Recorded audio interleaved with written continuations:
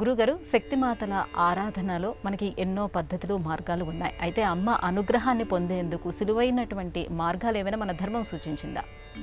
అమ్మవారి ఆరాధనను స్థూల సూక్ష్మ పరారూపాలలో కొనసాగించవచ్చు.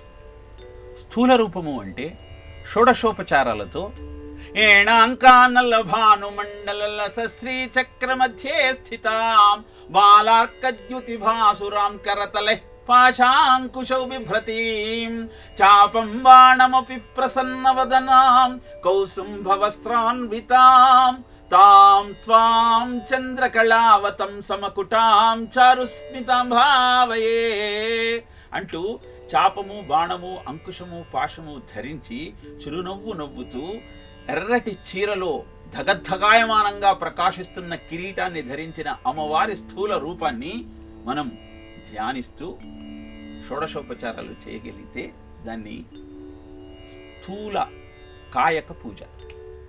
ఇహ సూక్ష్మము అంటే మంత్రంతో ఓం ఐం హ్రీం శ్రీం శ్రీమాత్రే నమః అంటూ ఆ తల్లిని ఆరాధన చేయగలిగితే అది సూక్ష్మంగా మంత్రంతో పూజించే అద్భుతమైన విధానం. ఇక కుండలిని పరాభట్టారికను సుధాధరాసారై చరణయుగళాంతర్విగళితై ప్రపంచం సించంతి పునరపి రసాంనాయ మహతః అంటూ ఆ కుండలిని పరాభట్టారిక షట్చక్ర వీధి సంచారాన్ని ఉద్దీపన చేస్తూ సాధన చేయగలిగితే అది పరారూపంలో ఉన్న దేవతను ఆరాధించే పద్ధతి. మరి ఇన్ని పూజలు చేయటం ఏదైనా మనకు సంక్లిష్టమే కదా. బట్ అన్నీ చెయ్యాలి అంటే, ఆ దేవత యొక్క ప్రసన్నతను సులభంగా సాధించాలి అంటే ఏమిటి మార్గం అని ఆలోచించిన ఆదిశంకరులు మంత్రమాతృక వర్ణమాల స్తోత్రం అనే ఒక అద్భుతమైన స్తోత్రాన్ని అందజేశారు. దీనిలో షోడశోపచారాలను మానసికంగా అందిస్తూ ప్రతి శ్లోకము యొక్క మొదటి అక్షరాన్ని పంచదశాక్షరి మంత్రంలోని మొదటి బీజాక్షరాన్ని ఉంచుతూ ప్రతి శ్లోకంలోని మొదటి అక్షరం ఒక బీజాక్షరం.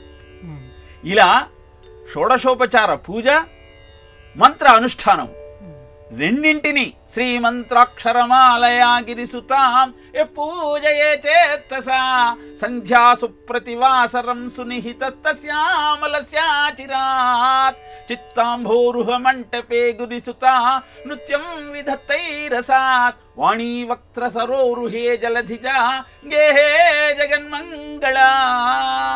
ఎవరైతే ఈ 16 శ్లోకాలతో ప్రతి సాయంత్ర సమయంలో ఆ తల్లిని ఆరాధిస్తారో వారి నోట్లో సరస్వతీదేవి, వారి ఇంట్లో లక్ష్మీదేవి తాండవిస్తూ ఉంటాయి.